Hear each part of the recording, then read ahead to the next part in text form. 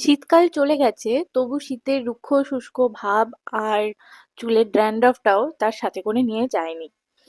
তো এগুলোর জন্য পার্লারে গিয়ে হাজার হাজার টাকা খরচ করার থেকেই বাড়িতেই কিছু ঘরোয়া উপায়ে একটু এক্সট্রা কেয়ার দিলেই যেন সব রেজাল্ট ভালো পাওয়া যায়। তার জন্যই আগে ড্যান্ড্রফের সলিউশনে আসি। দুটো কর্পূর নিয়ে ভালো করে গুঁড়ো করে নিয়েছি, তার মধ্যে বেশ কিছুটা অ্যালোভেরা জেল, যতটুকু চুলের স্ক্যাল্পে ইউজ করতে প্রয়োজন সেটা দিয়ে ভালো করে মিক্সড করে চুলের গোড়াগুলোতে সেটা লাগিয়ে নেব। তারপরে ভালো করে একটু ম্যাসাজ করতে হবে।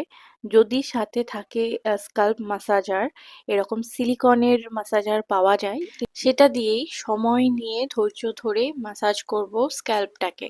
এতে চুলের ব্লাড সার্কুলেশন খুব ভালো হয়, ড্যান্ড্রাফের প্রবলেম চলে যায়, চুলের হেলথ ভালো হয়। যাদের চুল বাড়তে চায় না সহজে, তাদেরও চুল বাড়ে। এভাবে 5 থেকে 10 মিনিট স্কাল্পটাকে ম্যাসাজ করার পর চুলটাকে এভাবেই ছেড়ে রাখবো যাতে ড্যান্ড্রফটা আলগা হয়ে আসে আর ওয়াশ করলে পুরোটা ক্লিন হয়ে যায়।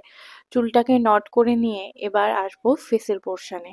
খুব ভালো স্কিন কেয়ার করলেও কেমন জানি স্কিনটা ভেতর থেকে শুষ্ক একটা ভাব অনুভব হয়। এই টাইমটার জন্য বিশেষ করে আমি অয়েল ক্লিনজার ইউজ করি। অয়েল ক্লিনজার না থাকলে প্লেন নারকেল তেলও ইউজ করা যেতে পারে। এরপরেই আমি অয়েলটা অ্যাপ্লাই এর পরে ওটাকে না তুলেই ফেসিয়াল রেজার ইউজ করি, আর এর ফলে যে ডেড স্কিন সেলগুলো রিমুভ হয়ে যায়, আনওয়ান্টেড হেয়ারগুলো কাট হয়, তাতে স্কিনটা অটোমেটিকলি ব্রাইট লাগে। এরপরে হালকা গরম জল দিয়ে মুখটাকে ক্লিন করে নেই যাতে পোরসগুলো ওপেন হয়ে যায় আর নেক্সট প্রোডাক্টগুলো ভালো করে স্কিনে অ্যাবসর্ব করে। ডক্টর শেঠির এই চারকোল নোজ মাস্কটা ইউজ করি। এটা খুব deeply black heads are white heads remove করে। এটাকে না আমি নোজে অ্যাপ্লাই করার পর উপর থেকে একটু জল দেই যাতে ভালো করে সেট হয়ে যায়। 10 থেকে 15 মিনিট পর পুরোপুরি ড্রাই হয়ে যাওয়ার পরে একটা খুব ভালো রেজাল্ট পাই। এটা আমি অন্তত মাসে 2 বার ইউজ করার চেষ্টা করি। এটা এত ভালো রেজাল্ট দেয় যে ড্রাই হওয়ার পর নাক থেকে তুলতে যে পেইনটা হয় সেটা হজম করে নেওয়া যায়। একটা ওয়েট টিস্যুও দেওয়া থাকে যেটার সাহায্যে নাকের যে কালো অংশগুলো লেগে থাকে সেগুলোকে রিমুভ করে নেওয়া যায়। আর তারপরে অ্যাপ্লাই এর পালা হচ্ছে একটা ফেস প্যাকের। এই টাইমটায় সপ্তাহে অন্তত 1 থেকে 2 বার এরকম হাইড্রেটিং ফেস প্যাক ইউজ করলে স্কিনটার ডালনেস কমে গিয়ে একটা অদ্ভুত সতেজ ভাব আর হাইড্রেট ফিল করায়।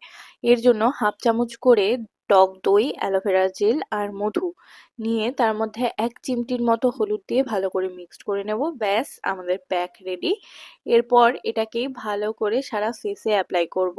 এতে যে এই গরমটা পড়ছে তাতে যে ট্যান তৈরি হচ্ছে সেই ট্যানটাও রিমুভ হয়ে যাবে।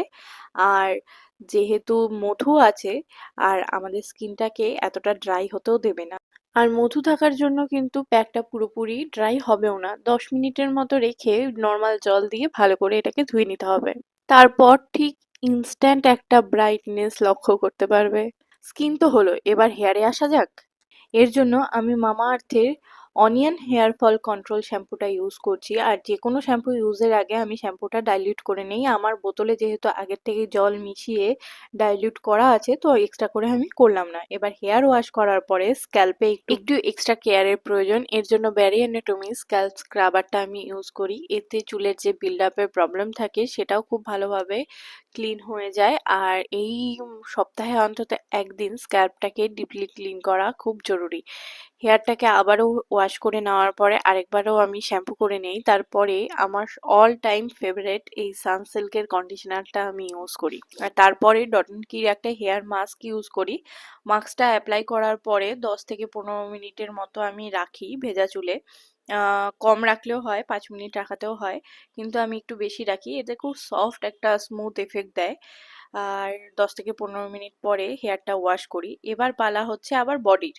মুখ আর চুলের সাথে সাথে বডির কেয়ারটাও কিন্তু খুব জরুরি। এর জন্য আমি এমক্যাফেইনের স্ক্রাবারটা ইউজ করব, বডি স্ক্রাবার। আর এর সাথে আমি মেশাবো ক্যারামেল ক্রাঞ্চ, এমক্যাফেইনেরই একটা বডি ওয়াশ।